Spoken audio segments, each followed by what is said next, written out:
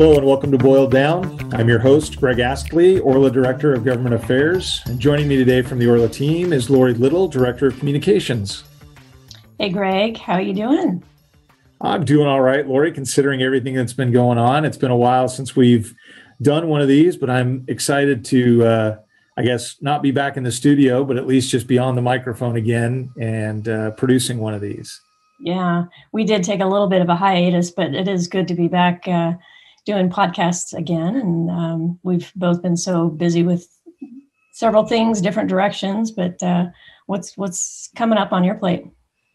Well, I haven't been baking bread. I wish I had been, but yes, as you mentioned, it's been a little busy. And it will continue to be busy because coming up November 9th and 10th, we have Orla Live, our virtual event this year, our hospitality conference. Our members can access content that's focused on helping their hospitality business find new ways forward. They can get registered today and they get access to all the sessions for $99. It's going to feel different than just another Zoom call. The speakers are going to be broadcast from the Orla Live video production studio. We're going to have high quality video and audio, and anyone who chooses to view it live is going to have an opportunity to participate in conversations via chat, or they can watch the archived sessions when the time is right for them and their organization, either right after or at some point in the future, which I think is pretty interesting. Yeah, well, that's the key. I mean, I think a lot of us are pretty zoomed out. There's a Zoom call on my calendar every single day, but this is going to be a little different. We're trying to really make it feel different as well. I mean, people are going to be, in the video studio live, and our listener or our participants are going to be able to ask questions, which is really cool in the chat. And so, yeah, I'm looking forward to it. Yeah, and I know you've been really involved in getting some of the sessions set up. Can you talk about maybe a few of the things that people are going to be able to access and participate in? So we have 2 keynotes lined up and 7 fireside-style chats, 2 intelligence briefings, and 8 breakouts that are all around solutions and best practices from our industry allies. So a lot of topics we're covering, but very timely, relevant stuff on restaurant recovery and resiliency, the lodging landscape, beyond diversity, equity, inclusion. What are the top 5 things businesses can implement today? And then, of course, really looking forward to election 2020 that you will be participating in and giving a little analysis. Yeah, that should be interesting. There will be a lot to talk about and a lot of forecasting that we'll have to see is accurate. But I know that folks can see the entire agenda and they can register today if they go to OregonRLA.org/Orla Live. Well, today we are talking about employment practices with Ann Hasenstab of Ward Insurance and Haley Morrison with Tonkon Torp. But first, we want to make sure you're getting the most out of your membership. And to help you do that, we like to highlight a benefit that you may or may not be aware of. Did you know members get exclusive healthcare discounts with United Healthcare? Before you know it, it's going to be time to look into health insurance for 2021, and you can't overlook Orla's partnership with United Healthcare. Programs include up to a 5% discount on specialty benefits for fully insured groups, in addition to all other discounts, including bundling benefits programs. You can learn more at OregonRLA.org. And if you're not a member, visit OregonRLA.org, where you can join and start taking advantage of the numerous cost-saving benefits that we offer. So right now, I'm very excited to introduce our guests, Ann Hasenstab, Executive Risk and Cybersecurity Practice Leader for Ward Insurance, and Haley Morrison, partner with Tonkon Torp, LLP. Welcome to the show. Thank you. Thank you. Thanks for being here with us today. Employment practices is one of those things I think that a lot of the operators realize is really important, but can sometimes be confusing or overwhelming, and makes it difficult to I guess, dive into it really. It's incredibly important to how you operate your business, but it's probably not a ton of fun for those who are in the hospitality industry. So we want to try to make it a little fun today, I guess, and get some answers out there as well. So, there's been a lot of issues this year. Obviously, we've got the pandemic and the wildfires and the protests in Portland. We've got new rules and regulations that are coming up. And oh, by the way, there's a presidential election happening here shortly. So on top of already all that, there's a lot of things that labor and employment issues, I think that operators and employers need to be aware of. And so in your mind, maybe we'll start with you, Haley. What are the top 3 laws that you think employers need to know right now when it comes to labor and employment issues? Yeah, there's some interesting laws coming up next year and over the next couple of years. But for today, what's happening right now in our world, I would say that employers really need to be paying attention, not just to the laws, but the guidance that's out there, because a lot of it is interim guidance that's happening on an ongoing basis, sometimes updating on a weekly, monthly, sometimes daily basis from sources like BOLI. The CDC is really important when it comes to the pandemic. I mean, since April, we've had guidelines that are issued that have been changed, reformatted, challenged by different courts, reissued. And then we learn more about the pandemic. And now we have mask rules and self-isolation. And how does all of those different things interact and work? And so I would say for really any employer, one of the most important things you can do right now is sign up for CDC alerts, BOLI alerts, DOL, the Department of Labor, that's federal alerts, just to stay on top of some of that stuff, because it is really, really difficult to keep up. And if what you're doing is relying on a call from your lawyer or your HR person, there's just so much information and changing all the time that I would say that's first and foremost. Pay attention to those resources that are free, Google them, look at them. If you have a situation come up, see if you can find an answer on the CDC website first with regard to, for example, pandemic stuff, because they have made that stuff really user-friendly to the extent that they can. And it's great guidance and it's free guidance. With regard to laws coming up, we still have a lot of pandemic laws happening right now, interim rules and regulations related to paid time off.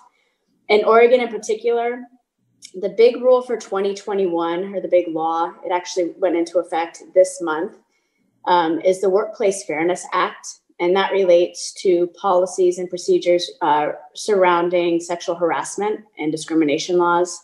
This is the Me Too outgrowth and some of the legislation that has come as a result of a lot of that kind of advocacy.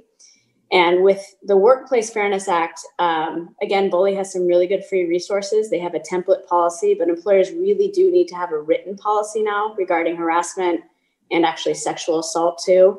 And then there's just some more technical stuff related to it. Statute of limitation was increased for claims of sexual harassment from 1 year to 5 years, which is a huge change. Employers can no longer have non-disparagement agreements or confidentiality or non-disclosure provisions in settlement agreements. So there's some pretty big sweeping changes in those laws. And that's going to be a really important one just for any business going forward.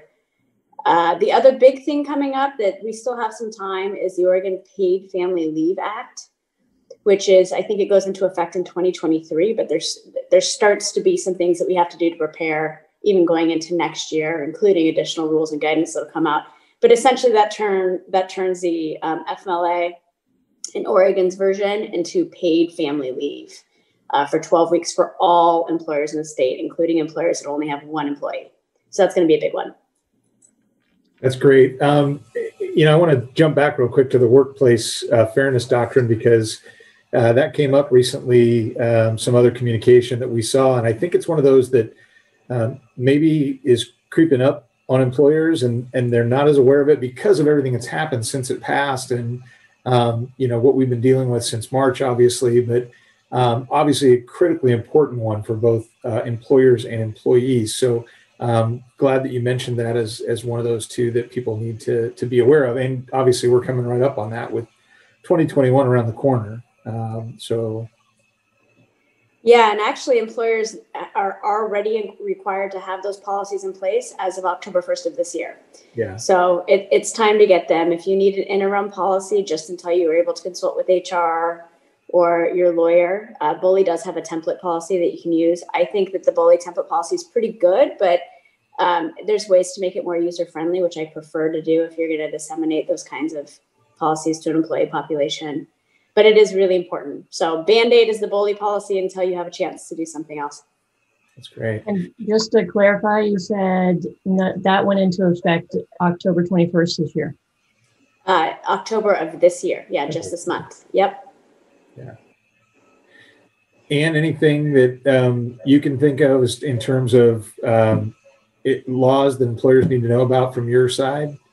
Yeah, obviously the updates are critical to stay on top of. So the Workplace Fairness Act for sure, as Haley mentioned. But before kind of getting on this conversation, Haley and I were kind of talking. It was already very heavy on the laws and litigation side, as far as employers having to navigate a whole slew of other things, right? And a lot of the updates we're talking about are really based on some of the old standards, so the Title VII, Civil Rights Act, the FLSA, FMLA, ADA. These are all, kind of the standards that, that lead into a lot of the litigation that we see. And so making sure that you've got an organization that's on top of that moving legislation and understands that the ins and outs of each of those pieces is critical. There's a lot of interesting laws and regulations that are coming out that are leading into claims on my side, immigration acts, different like kind of genetic privacy acts and things like that. So it's a wild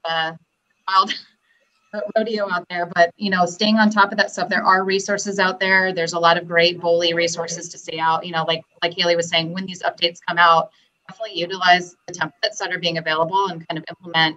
And then definitely reach out to any sort of attorneys and your HR consultation to make sure that you're staying on top of that. And go ahead, Haley. Well, Greg, I was going to say, you mentioned earlier, we have a presidential election coming up, and it's been interesting because a lot of the legislation that it's made its way through the last 4 years is starting to really hit in terms of independent contractor rules, labor rules. A lot of the things that the Trump presidency really changed from the previous administration are being implemented right now, and then may or may not change over the next couple of years. So there are a couple of really big issues. Joint employment status is one of them. Independent contractor legislation, particularly if you have any operations in California, are going to be super important. But keep an eye on that stuff, because a change in administration right now with all this going on could move the needle really quickly. And you mentioned having to make some policy changes, Haley, obviously, when you're talking about the workplace fairness doctrine. But, what do you see as in terms of financial changes because of these laws? What is the impact that it's going to have on employers financially? Gosh, it's a hard time to be an employer right now, especially in a business that's not booming as a result of pandemic-related needs. I mean, I think wine brokers are killing it, but other than that, people are having some trouble. So I think it's number one, Anne can talk about this, but having good insurance is, I would say, really important right now, because we just don't know what's going to happen. We're seeing legislation and litigation that we've never seen before. I mean, the slew of COVID-related litigation that's likely to come, or OSHA-related litigation that's likely to come. Changes in the Workplace Fairness Act, for example, we talked about the statute of limitations being increased from 1 year to 5 years. You're going to need a longer reserve when you terminate an employee or you have an employee that makes a complaint. These paid leave laws, even just under the Family First Coronavirus Act, which was implemented in March or April. Now we have these additional leave obligations for employers. So you do have to have more of a reserve for taking care of families, health, and even litigation. And some of that is just really uncertain. We're now starting to see some of that wave of litigation that we probably could have predicted in April, but is only now coming to fruition from layoffs, from rifts, from people being sent home because of COVID issues. So I think insurance is one important piece of it. And I also just think keeping reserves where you have them is going to be important. Just an unpredictable environment. I think everybody realizes the value of having the insurance, but like you said, I mean, they're going through such a tough time right now. If it's something that they don't already have in place, just try to think about what it is, bottom line that they need to absolutely have. And I don't know what kind of insurance. I know that there's some like disaster insurance. Have you been writing a lot of those policies for COVID related reasons? Yeah, I mean, one of the biggest, kind of, I would say, misunderstandings or kind of like big controversies right now in the insurance world is like, where was all the business interruption insurance, right? There's a big exclusion out there for viruses and kind of pandemics and things like that. So the insurance marketplace is scrambling at this point, trying to put together some products for future pandemics. They obviously aren't going to jump in now, but that whole segment of insurance remains to be seen of how that's going to be playing out. Obviously, we've got work comp, workers' compensation insurance in play with, some of the more direct health related type stuff. But as far as employment practices liability insurance, we're talking about like that liability of you being pulled into court, defending a claim and potentially, facing settlement and damages on an employment related wrongful act, right? If you can imagine the hotbed of activity that was already happening in the past 2 decades with regard to discrimination, harassment claims, Equal Pay Act, I mean, all this stuff, it was already a burning book of claims for the insurance industry. And now on top of it, you've got the COVID related spike of, layoffs, furloughs, that any sort of changes in your workplace, like status is going to kind of have its own bucket. And then you've got the discrimination, harassment, you've got Americans with Disabilities Act, you've got aging workforce, things like that. So the marketplace in general is really challenged right now, just from the insurance standpoint of just, you've got the old carriers that have been the domestic go-tos of handling EPL claims for years and years. I mean, two to 3 decades, having a pretty challenged book of business with a loss ratio that's seeing a ton of claims and already needing rate. And now, they're needing 10 times more, right? So, and then during COVID, the beginning of the market, we were seeing carriers just completely shut their doors to new business. So if you hadn't bought EPL insurance because you didn't think you needed it, it was really hard pressed to find a market that wanted to pick you up, right? And so thankfully that's moved a little bit. People, the carriers have started to open their doors a little bit more, and we were able to find some capacity where we couldn't a few months back. But the pricing is a little bit higher than what people have probably seen in the years past for due reason, right? But again, back to your question about the financial impact, it's super imperative to have insurance, because without it, the financial impact of just going bare bones on a claim, with the defense costs being as high as they are and potential damages definitely easily in the 6 figures or above, that completely outweighs the premiums that we're talking about. So I think insurance, we'll do more plugging on the insurance piece and resources later, but I think that's definitely a huge financial advantage to have in place.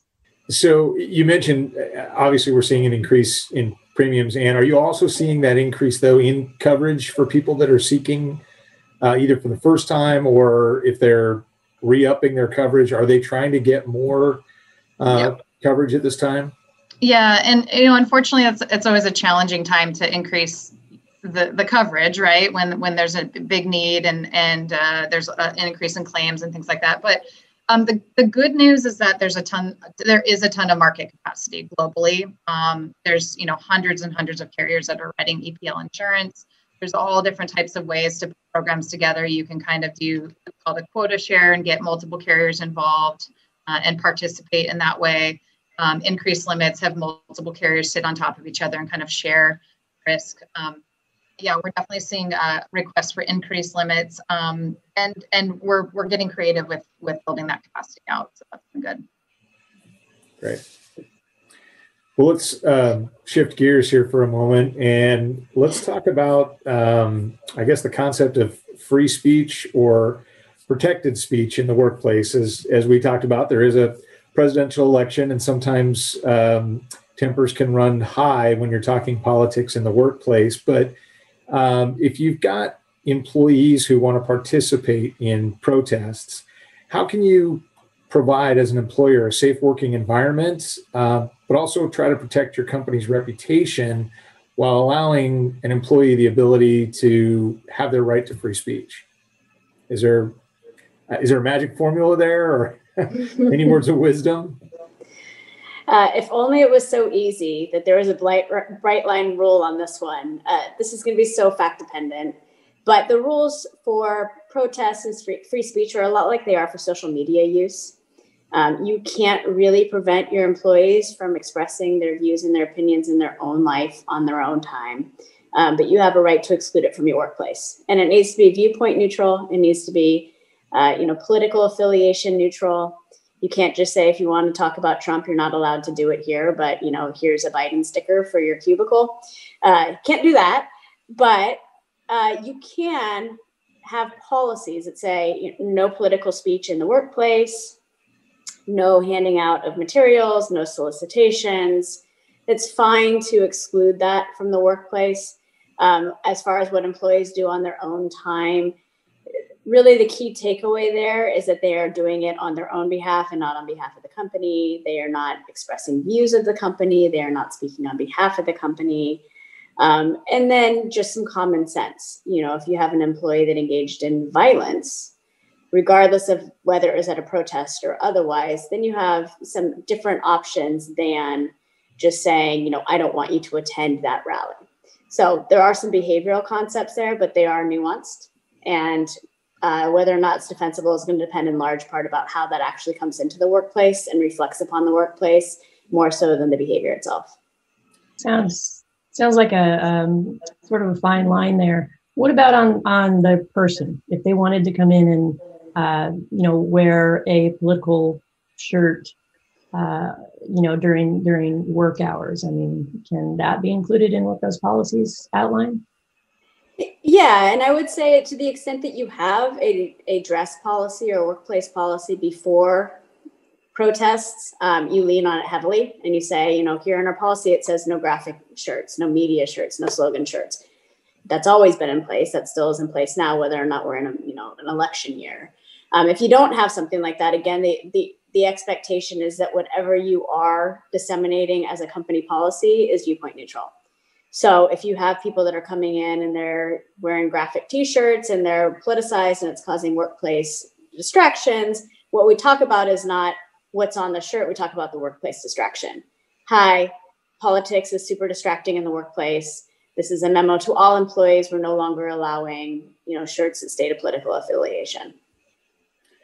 So flipping that around, Haley, you mentioned, some of the protests that are going on. If I work for a company, a branded company, and we have shirts with the logo on it or something, and I wear that to that protest, are you able to write a policy as an employer to prohibit that kind of behavior? Not really. That might be a bridge too far. And shaking her head, so. Yeah, it's like, again, it gets really nuanced. And part of it is, what are you going to do that's risk mitigation, and what are you doing to wade yourself into a problem? If this employee is going to a rally and they have, just taking my firm's name as an example, a Tonkon Torp shirt on and maybe engaging behaviors I don't like, part of what I need to think about as an employment lawyer or HR or the head of a company is to say, do I really want to wade into this battle? Did they do anything that is actually reflecting poorly on me, on my company, on their behavior, or are they just there with our shirt on? And some of those considerations are practical in nature, and some of them do have some legal limitations. People are allowed to go to protests. They just are. You can't prevent them from doing that on their own free time. Are we going to make an issue of the fact that they had a Tonkon Torp logo shirt on when all they were doing was attending a protest? Or, are they now on the 5 o'clock news having throwing a Molotov cocktail through a window wearing a Tonkon Torp shirt? Those are different conversations. Sure. And a lot of it is just really risk mitigation. What is worthwhile a worthwhile topic to raise and to make an issue, and what do I need to just let go?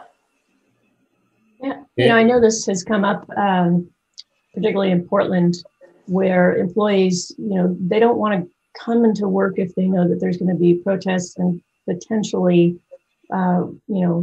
rioting or some other activity. What's the employer going to do then? Gosh, that's a really, really tough question. I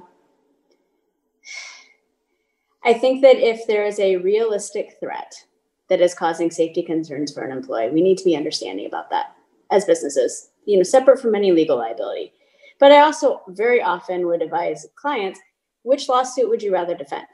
Do you want to defend the lawsuit where you made them come in and work from their desk at the office when they could have done it from home and potentially got injured on the way back to their car? Or do you want to defend or do you want to let this go and perhaps not have a productive work day?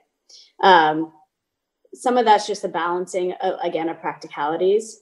I think if there is a legitimate threat, you do run a legal risk of having an employee forcing them to come into the office if they don't otherwise need to.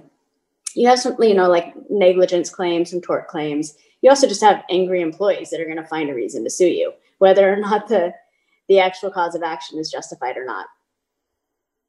Yeah. Or come in and have a less productive day anyway because they're upset that they had to come in. Yeah, and it's really tough. So my office is in downtown. I actually was in trial by Zoom, of course, because that's what we do now.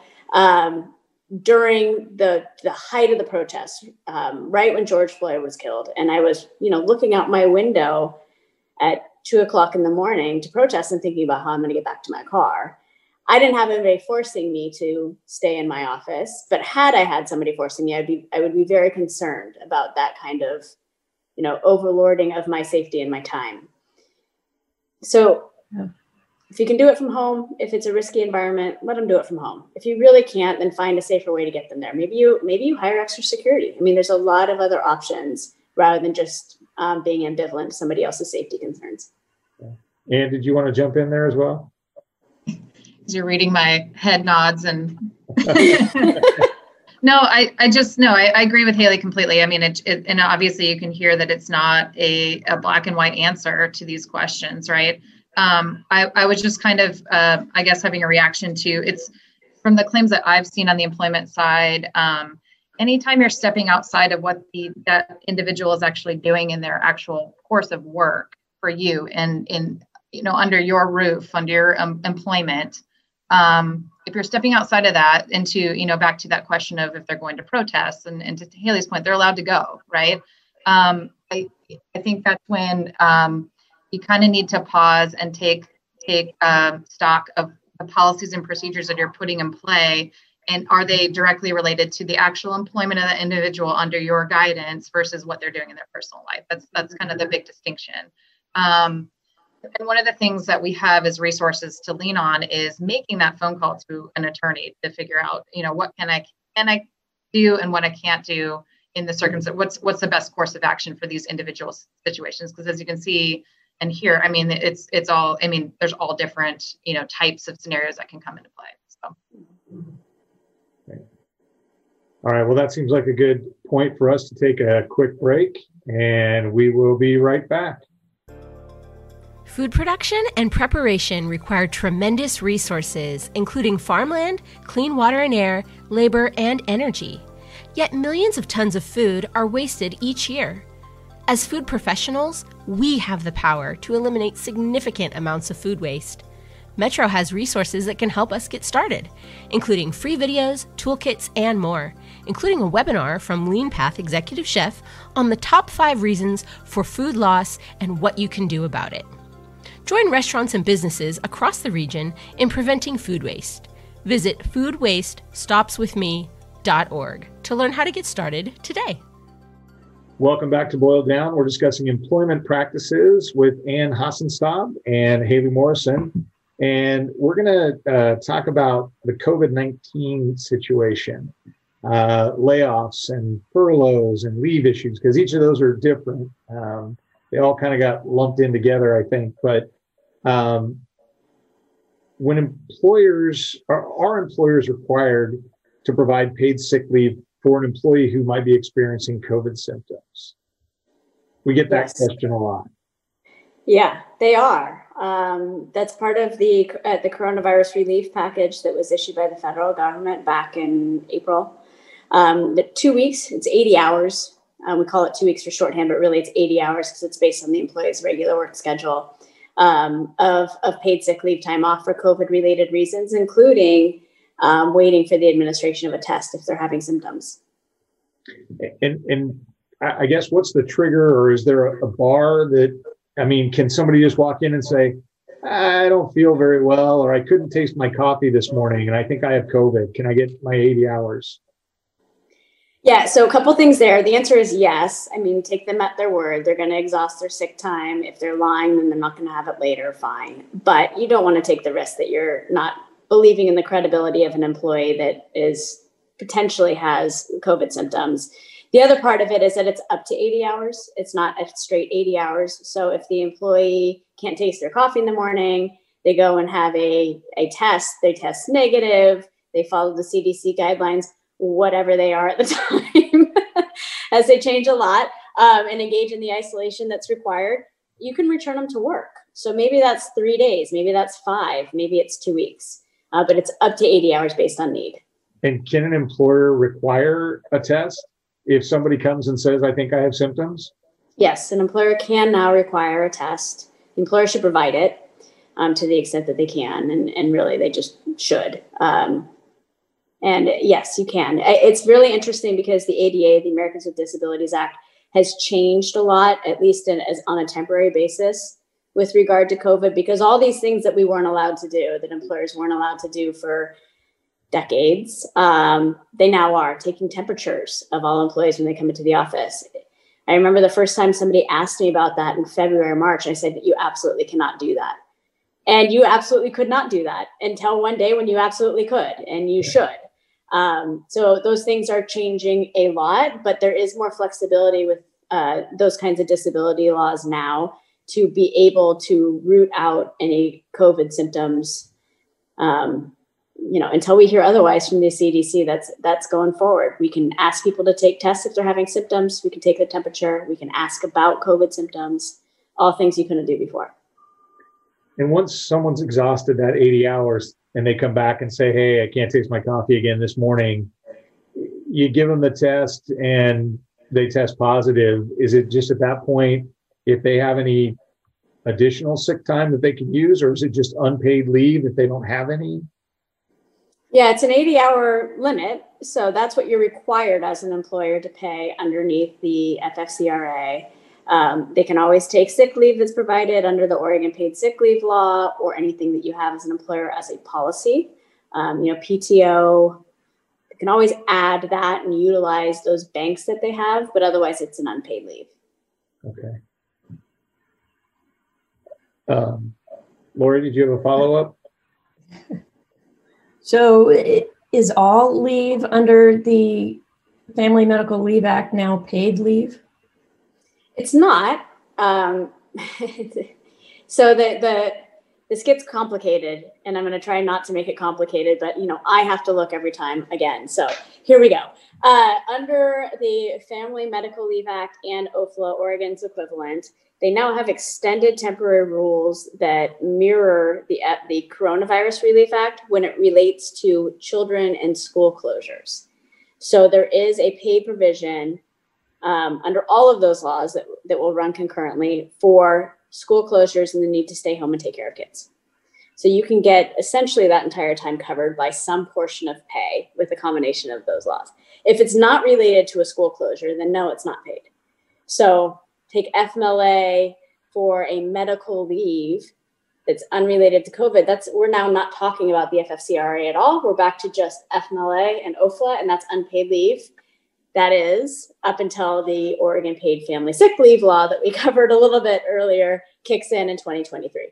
So no, generally not paid still under the FMLA or OFLA unless it relates to one of those qualifying reasons under COVID.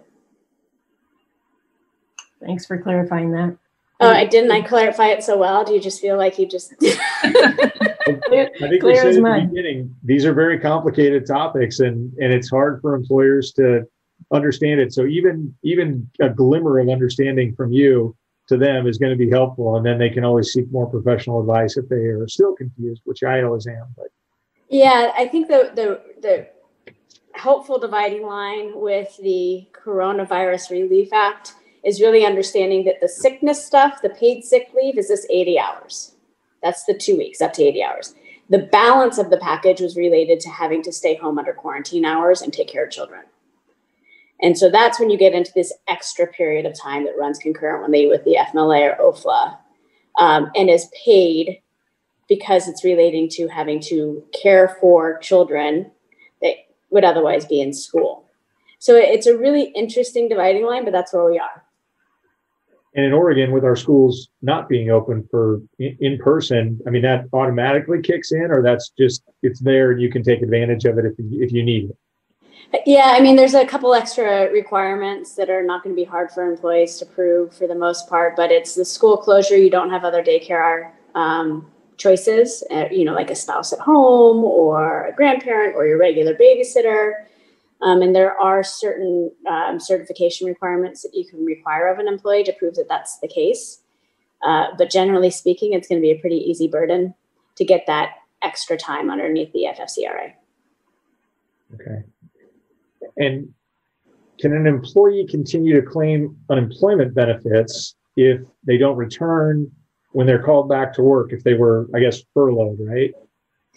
Is that the right term there?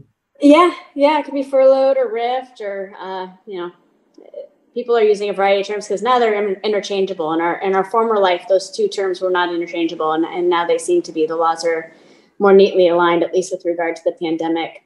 If an employee refuses to come back to work and you have work available, then they no longer get their unemployment benefits. I would actually have to look, but I think that during the period of FFCRA, they would still get the balance of unemployment benefits to the extent that they're unpaid. But if there's work available and they just don't want to come back, the unemployment benefits get cut off. Okay. And Ann, from your side, when it comes to these kinds of issues, what should employers either be looking for, or what kinds of services can they obtain through a company like yours that might help in these kinds of situations, if any? Yeah, I think setting very clear policies and procedures that are very universal in nature, as far as addressing all staff at the same time. A lot of the issues that we're talking about on this podcast, you can name any sort of one. If somebody walks in with a T-shirt, or somebody has some illness symptoms, things like that, making sure that any sort of policy is applied to the whole group, right? Because what we're trying to avoid is any sort of discrimination claims that are coming out of these. Some of the trends that we're seeing from the employment practices liability side, post kind of COVID and COVID related specifically, in terms of discrimination, where like folks in the workforce were identifying those that were deemed more vulnerable as far as, the COVID symptoms. So that could be older workers, or maybe even folks that were pregnant, things like that, and maybe putting them on leave first. And that would, and then treating them very, very differently than they would the rest of the population, the rest of the staff, right? And so those are the things that you want to make sure that you're steering clear of, and the pressure and the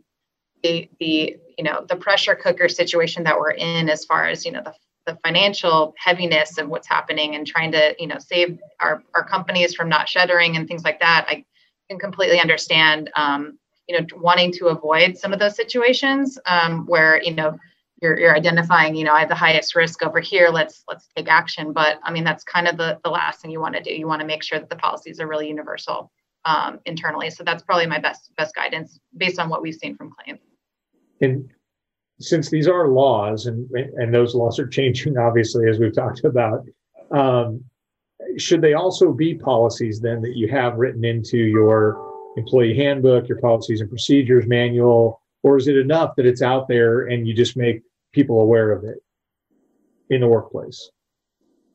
Yeah. I mean, I would say, making folks aware of the actual laws. I mean, what's challenging though is that they are changing so rapidly. So keeping up with that, you'd have to probably staff up a little bit to make sure someone's on top of it. But I always advocate for transparency first. So, here's the changes to the laws. Here's what you need to know about it.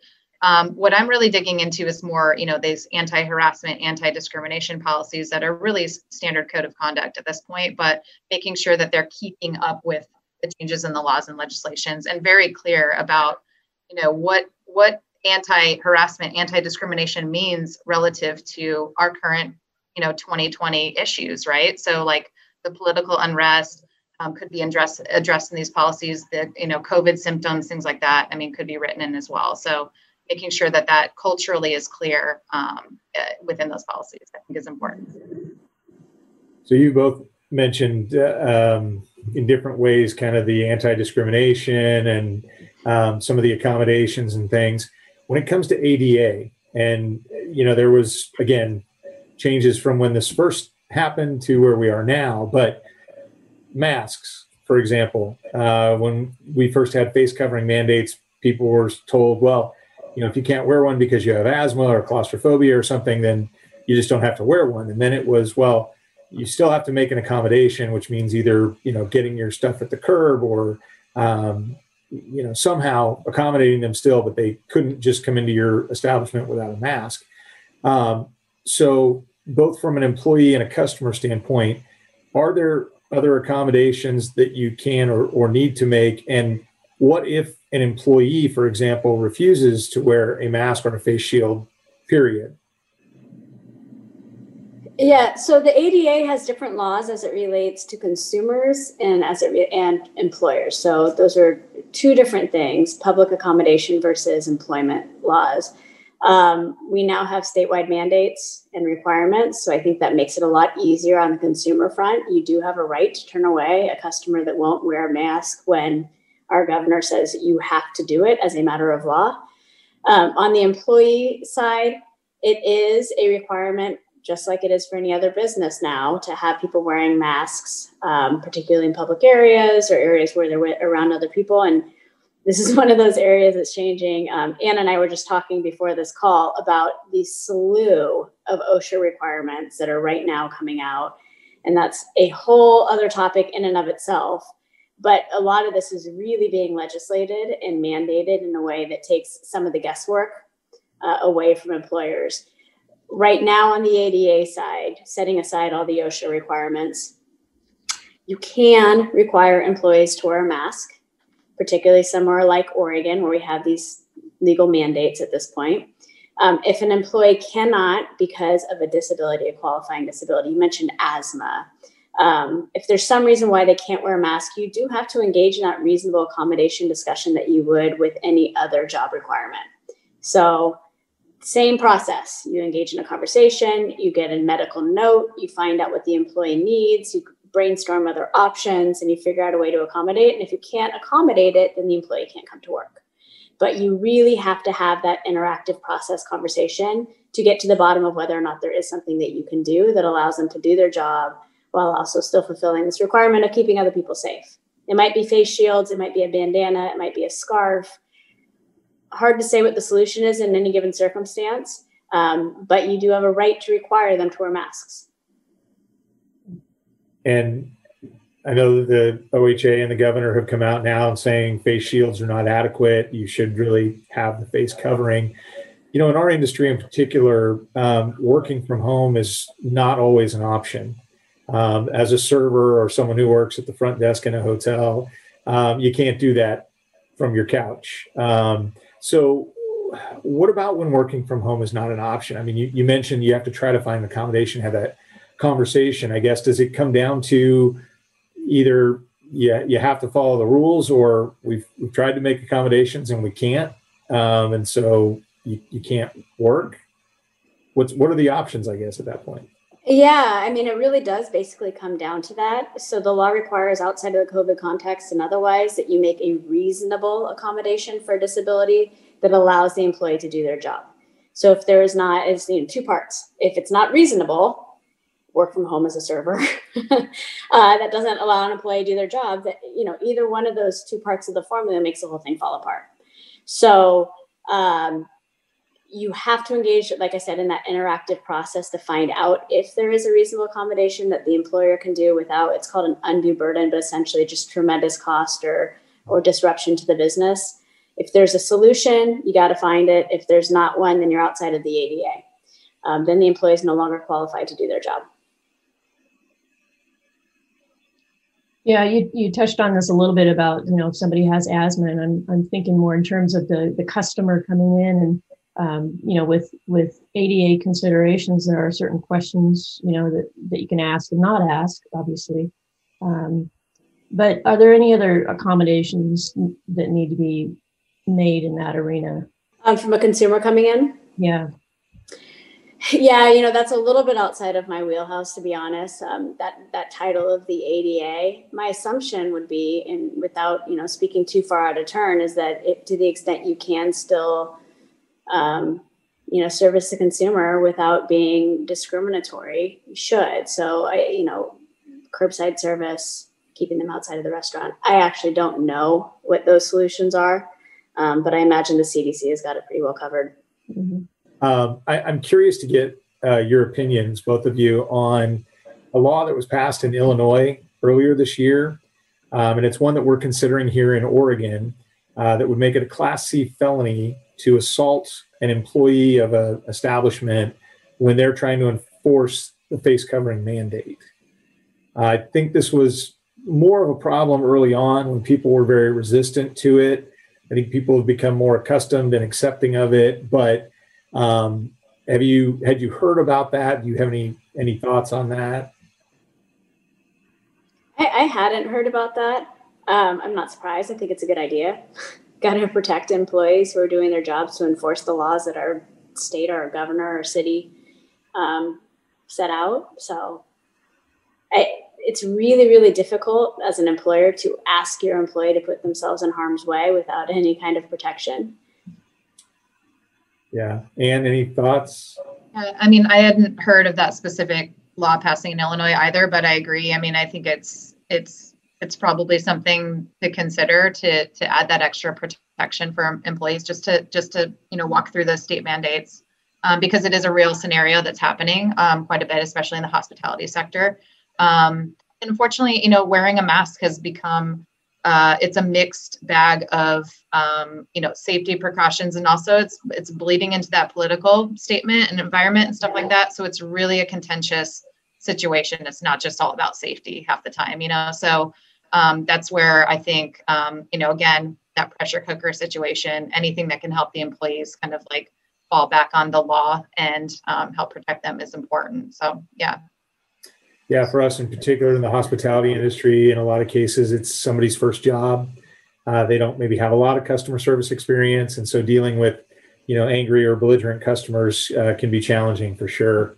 I guess if there's any silver lining to the masks, that although they are bleeding into the political side, they're also on the positive side becoming a fashion statement, right? Customize your outfits with all kinds of stuff now in your mask. Yeah.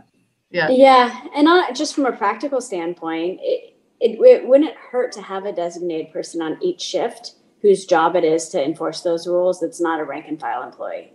So you don't have your person that's 18 years old having their first job, bussing tables, confronting a belligerent customer. You have the manager doing that.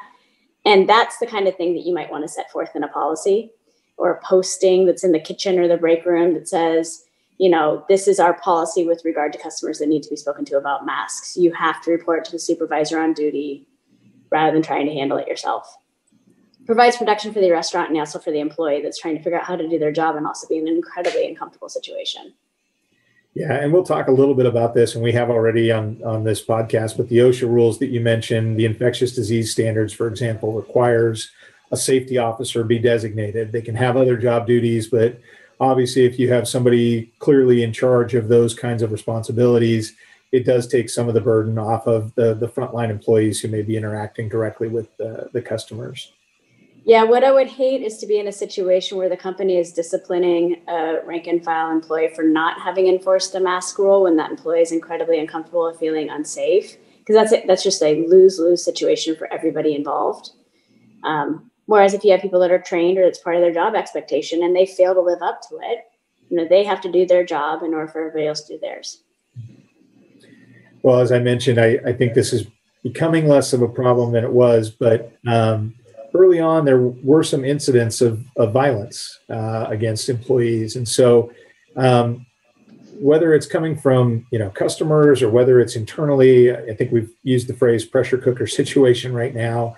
There's a lot of people that are tense, that are feeling maybe trapped by the situation that we're in, either because they're staying at home or because they're maybe coming into work and they don't necessarily want to, but they need the money. What resources are there for employers and employees when it comes to workplace violence prevention? Yeah, I'll tackle that one. We've got actually probably surprising to folks that are listening, in the insurance industry, there are insurance products that address this pretty specifically. There's an old product that's called workplace violence. It's kind of an add-on to your employment practices liability coverage, but there's actually an emerging policy that's called active shooter and workplace violence. So it's much more broad, and it's unfortunately just rising, coming about because of the claims and the activities that we're seeing in the workplace, just violent acts and things like that. And again, this was happening, we all know the headlines, but this was happening prior to COVID, prior to the pandemic as well. We've had some mass shootings and things like that. So there are products out there that will really not only provide that insurance backstop, but that comes with a whole slew of resources to help prevent these violent attacks. And so, outside of what you can kind of glean from, OSHA and trainings and things like that, there are great third-party resources out there. The Alice Institute is a real go-to there for that. There's also a really cool, there's a company here in Portland actually called Complete Threat Preparedness here in Portland, not to plug them too hard, but there's really great third-party vendors that can come in and do live trainings, kind of walk through your staff for an actual active shooter event and put those things in place. But when I talk about workplace violence prevention, I always think about it in these kind of two different categories. And one is addressing these two exposures. One is the internal threat. So your actual employee is the perpetrator of the violent attack. A lot of the different ways to really reduce that risk is to create a culture that has a ton of awareness around harassment is one of the biggest things. Harassment and bullying in the workplace is a huge indicator of a violent attack that may come afterwards, right? So it's that kind of cultural, are you going to look away? Are you going to have proper reporting involved? You put those resources in play for those employees to actually address that in a safe and secure manner, right? Report that up the chain, have disciplinary actions, things like that. So policies and procedures internally. Externally is the other category, right? So the external, you've got a patron coming in. You may not even it might not be a customer client. It could be a family member of an employee that has, now you've got a domestic issue coming into the workplace, which is, pretty devastating. But having, a full, thorough security check of your actual premises, having extra security, cameras and things like that, monitoring ins and outs of, secured access and things like that. Outside of work hours, making sure that you don't have a lot of assets that are sitting there, the big shiny thing for the robbers to come in and kind of, jump into the restaurant and grab cash, right? Use some electronic payment systems, keep the perimeter well lit, things like that. So we've got some really great checklists that we can provide to clients for both of those two categories, internal and external. And then there's external resources as well. I know it's that time of year for open enrollment. EAP programs are probably more important now than ever for employees. Oftentimes you get 6 sessions, 10 sessions, free mental health counseling that's anonymous and it's not reported to the employer for any of this stuff. I mean, it could be because there's stress on the family because you're stuck home so much, or maybe it's, generalized anxiety as related to COVID or protests, but people are struggling. People are having a really hard time. And to the extent that companies can offer EAP through a low cost, bump in benefit premiums, it's really worth it. It can really, really help employees and to make sure that they know it's available so that they have an outlet of some, mental health counseling and professional help. Yeah, you both list off some really great resources, and we'll try to get those added into the notes of the podcast when we get it posted. So thank you. Mm-hmm. Haley, you mentioned an EAP, but for those of our listeners who may not be familiar with that acronym, that stands for Employee Assistance Program. That's what it is. Employee Assistance Program. It's many acronyms. It's mental health counseling. And usually it's like you would see with another insurance, Pamela. If you go to your EAP provider for your company, there'd be a list of however many mental health professionals that you can contact underneath the program. And it's paid for just like a medical benefit, but it's anonymous and it doesn't get reported to your employer. And you could take advantage of however many free sessions that your plan allows. I think it's usually a minimum of 6 to go get just outside mental health care for whatever reason. It can be as minimal as I am tired of staring at my walls and I need to talk to another human being, or, severe depression, suicidal thoughts, really the whole gamut. So it's a really worthwhile program to have. I remember our HR at our firm has done a really, really good job of continuing to remind people every time something new happens, protests, the election, whatever, COVID, here's a reminder, here's the link to our EAP. Please take advantage of the resource. That's great. Well, as we wrap things up, I wanted to ask about what are some risk mitigation resources that might be available to assist with navigating a company's employment practices exposures? Yeah, we kind of say in the industry, if you have employees, then you need employment practice liability insurance. I mean, even if it's just one at times. So so definitely on the insurance side, there's 2 pieces that I kind of wanted to throw out there. One, we just mentioned active shooter and workplace violence. That product these days is now, it's just expanded to the point where it'll address threats, which is great. So if you have any sort of inkling of, a bad actor that's making threats to an employee or internal and external threats, right? The policy will kick out proceeds for additional security and potentially counseling and kind of help step in and mitigate, hopefully before that violent event happens.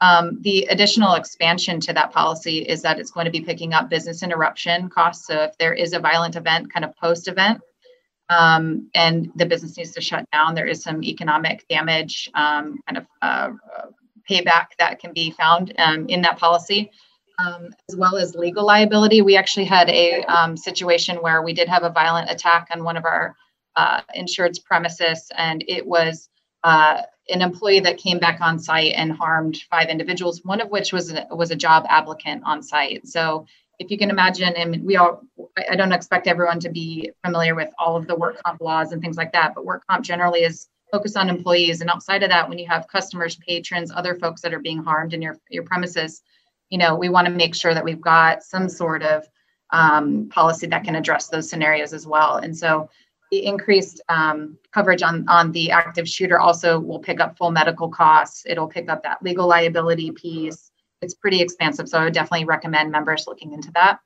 And then the bigger monster here is the employment practices liability policy. It's the gold standard of if you're going to be picking up, an insurance portfolio that's pretty meaningful, EPL definitely needs to be in there. It's a product that sits with the capabilities of picking up your defense costs and damages related to any sort of actual or alleged wrongful employment act. So that alleged piece is the stuff that can really bring you into the court and have you defend whatever the allegation may be. And so that's pretty costly. Also would lead you right down the line of settling and defense, type of things. And with those products, we've now seen this really great trend of insurance products not just being that backstop of, something happened, we're just going to, be a piggy bank and pay you back. They're really building out each of these carriers a lot of great resources to help reduce the claims, obviously, and help reduce the risk on the insurance standpoint. So, if you're partnering with like a Chubb or a Travelers or CNA out there, right, they all have these big resources where it's an online platform. You can supplement a lot of your HR policies and procedures, a lot of really great templates, checklists, things like that. Another great feature is that you get kind of a free, depends on the policy contract, but a free consultation right with your employment attorney. So if you've got some sort of questions and you just need a phone line, you got that within the policy. It tends to be, free of charge, complimentary to a lot of policyholders. So I like about insurance, much more broadly and more of a risk management tool where you've got not just a contract that's going to help reimburse, but you've got this army of individuals and other third-party resources that are going to come into play as well. So those are kind of the 2 biggies as far as the insurance piece. Haley, anything that you wanted to add to what Ann was just talking about? Or I would say risk mitigation, to the extent that you do have in-house HR professionals, making sure that they are really well aware of everything that's happening in the workplace. The best situation is that the HR has a 10,000 foot view of everything that's happening, so that they can see if there's hot spots and trends happening within the work environment, even if one situation isn't potent enough to require a response. You learn a lot by understanding just sort of the playing field and where things are creeping up. So really engaging an HR professional as much as you can in the decision-making in the business. To the extent that you are not a big enough company to have your own HR professional, there are great HR resources too. I know money can be tight for a lot of people, a lot of businesses right now, but to the extent that there is the resource for something like a Xenium or one of these outside HR groups that can just be on call and help you when things come up. I hate to take away my own job, but it's less expensive than a lawyer and can provide you a lot of that help on a quick turnaround basis. I don't think job security is going to be a problem for you, Haley. Don't worry about that. Well, as we do wrap this up, do you have any last pieces of advice or thoughts for the folks that are listening out there? Something that maybe we haven't covered that you'd like them to know? And Haley, we'll go ahead and start with you. Yeah, I mean, I think all the time, but especially right now, the best thing employers can do is be empathetic. Treat employees like human beings, understand that everybody's going through a lot, engage in discussion, be open.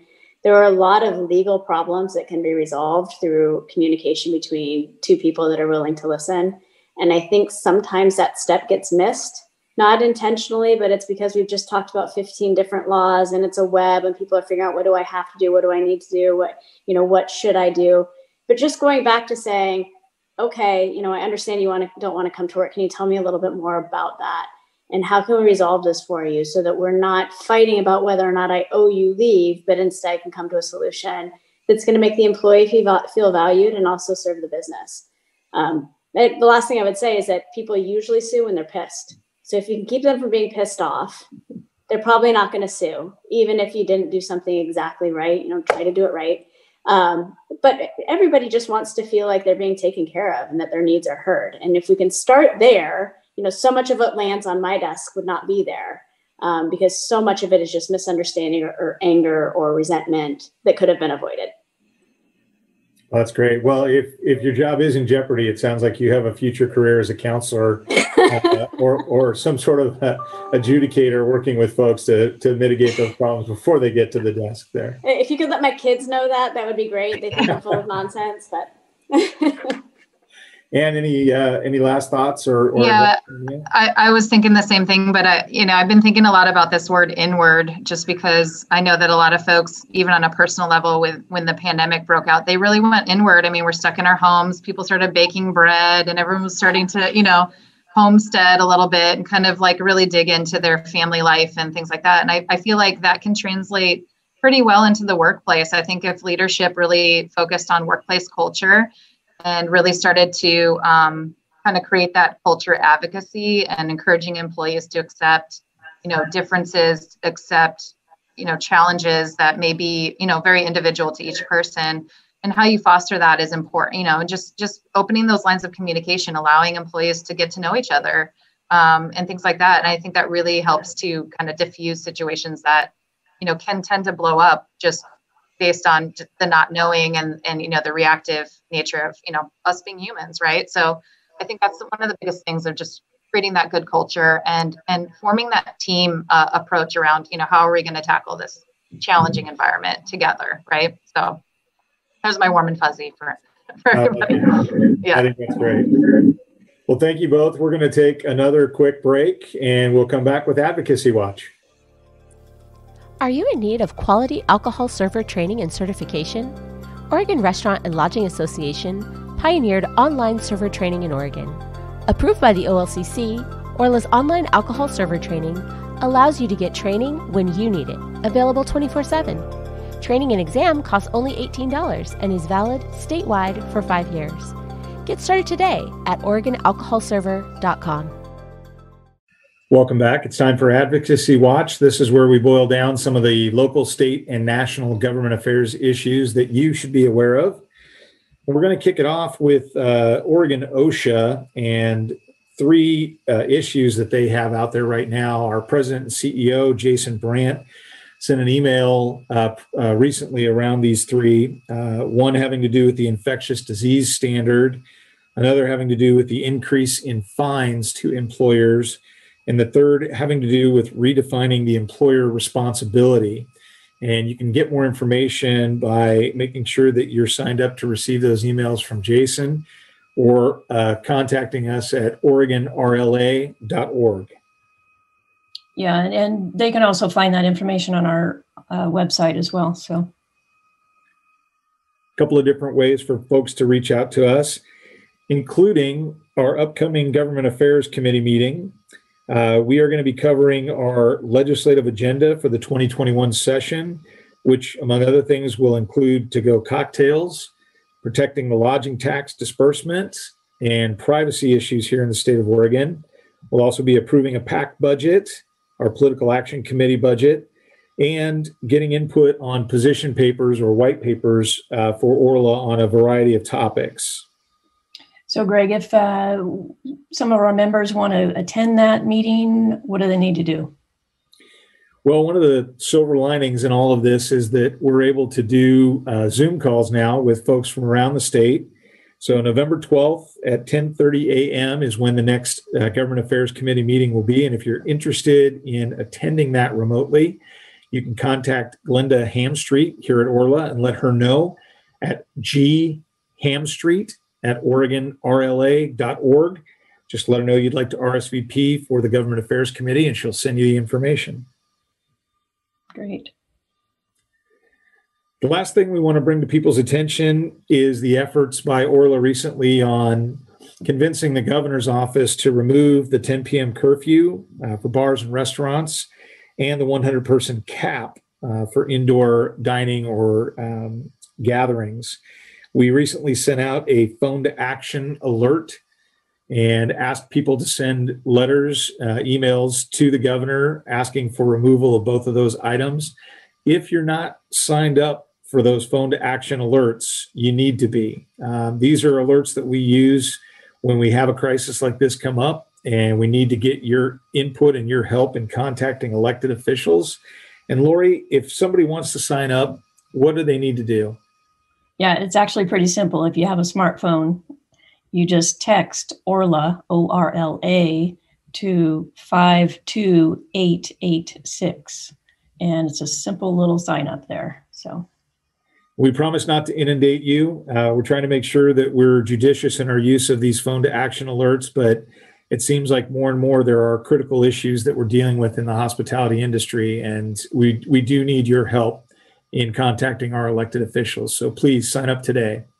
Yeah, and Greg, we really have seen quite a response, particularly on these last two issues, of industry members that have stepped up and shared their stories and concerns with elected leaders. It's just so important to do that. And we appreciate every one of you that do. So thank you very much. Well, I'd like to say thank you again to Ann Hasenstab of Ward Insurance, Haley Morrison of Tonkon Torp LLP, Lori Little, Orla Director of Communications, and you for joining me today. I'm your host, Greg Astley, Director of Government Affairs for Orla. Thanks for listening.